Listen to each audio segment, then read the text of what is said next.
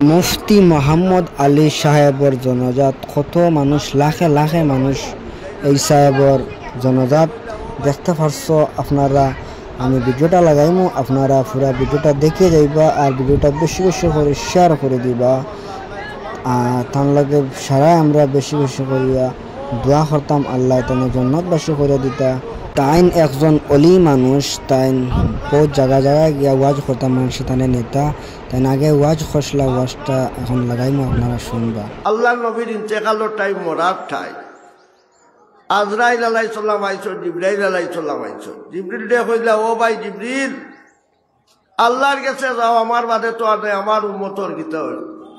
আল্লাহর তরফ থাকি তাই জবাব আল্লাহ আল্লাহ সালাম জানাইছো, আপনি যাইতা গিয়া আপনার উম্মত কিয়ামত পর্যন্ত এক গুরু হকর উপরে রইবা। আল্লাহ তারারে হর সময় মুদত করব। আপনার উম্মত যে সময় হকর রইবা, ইনশাআল্লাহ তাআলা তারার উপর হকল বলা মুসিবত আমি আল্লাহ হরাইয়া রাখি। কিন্তু তারা ঠিক তোমার তরিকায় থাকা লাগবে।